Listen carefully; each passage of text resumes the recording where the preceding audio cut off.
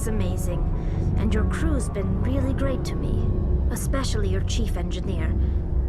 But I just sort of feel out of place. The Normandy runs so smooth it feels like we're not even moving, and the engines are so quiet. How do you sleep at night? I find it rather peaceful. Don't worry, you'll get used to it. But it's more than just the silence. This ship feels so empty. It's like half the crew is missing. Back home, I couldn't wait to go on my pilgrimage. I couldn't wait to get away from the crowds. Now that I'm out here, I kind of miss them. Sometimes we don't appreciate what we have until it's gone. That's true. I'm starting to wonder if that's what the pilgrimage is really about. It's given me a whole new perspective on my people and our culture. You know, there's always a few who go on their pilgrimages and never return. I always assumed something bad happened to them, but maybe they just wanted a different life. You do plan to return to the migrant fleet, right?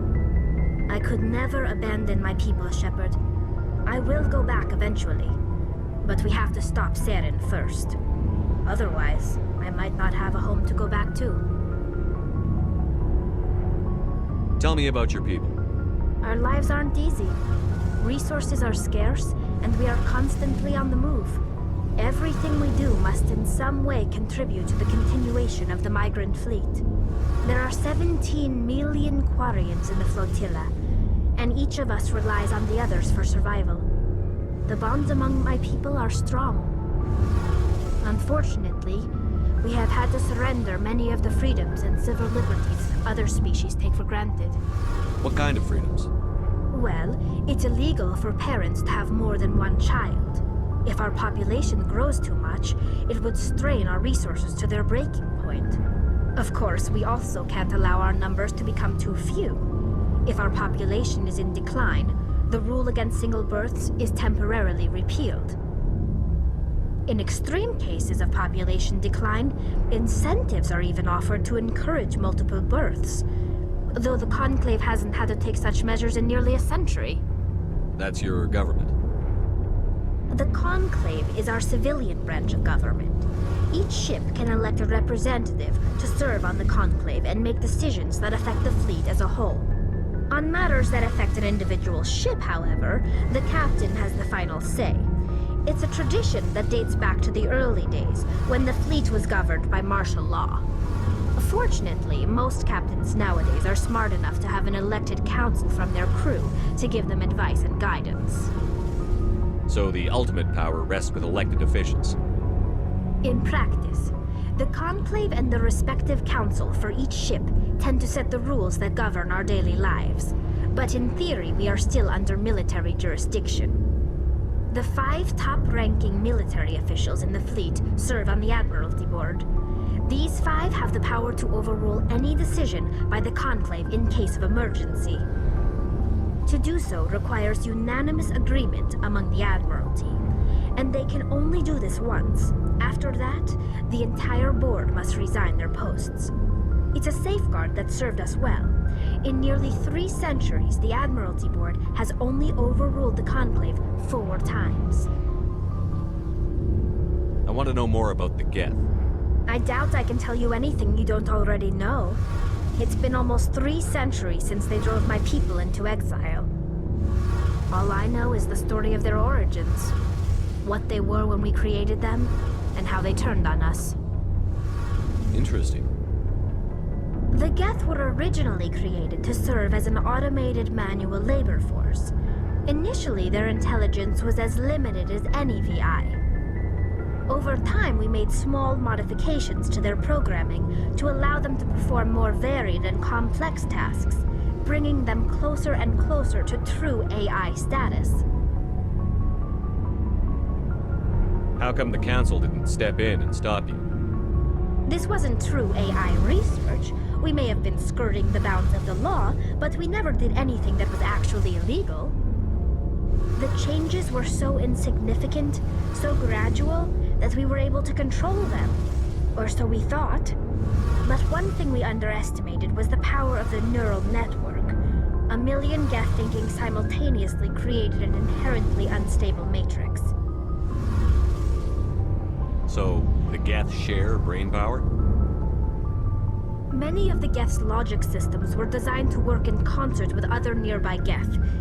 Basically, the more of them you have in a group, the smarter they are. So there's some sort of group consciousness? No, nothing like that. They cannot share sensory data or information. Their programming cannot handle that much simultaneous input. Each Geth maintains an individual awareness and identity. The neural network only operates on a process-based level. It's basically the synthetic equivalent of a subconscious. But when they're in close proximity, they can coordinate low-level functional processes, freeing up more capacity for original or independent thought. What made them rebel? As we built more and more Geth, their effective intelligence became more sophisticated, more abstract. One day, a Geth began to ask its Quarian overseer questions about the nature of its existence. Am I alive? Why am I here? What is my purpose? As you can imagine, this caused a near panic among my people. What did you do? It was inevitable the newly sentient Geth would rebel against their situation. We knew they would rise up against us, so we acted first. A general order went out across all Quarian-controlled systems to permanently deactivate all Geth. The Geth responded to this order violently. You can't blame them for fighting for their survival. We had no other choice.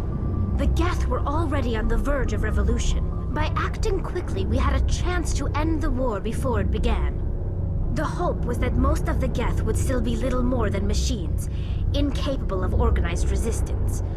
But they had progressed much further than anyone anticipated. The war was long and bloody. Millions upon millions of Quarians died at their hands. In the end, we were forced to flee our own homeworld.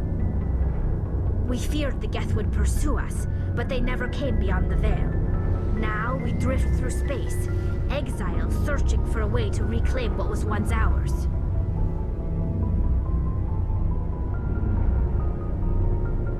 You got what you deserved. We made a mistake when we created the Geth in the first place, but we did not make a mistake when we went to war against them. If we had not acted, they would have wiped us out. They're a synthetic life form. They have no use for organics. None. Why do you think they cut themselves off from the rest of the galaxy? Why do you think they've killed every organic being who's ever tried to contact them? I didn't mean to offend you. I'm sorry. I didn't mean to get so worked up. Most Quarians tend to have pretty strong opinions about the Geth.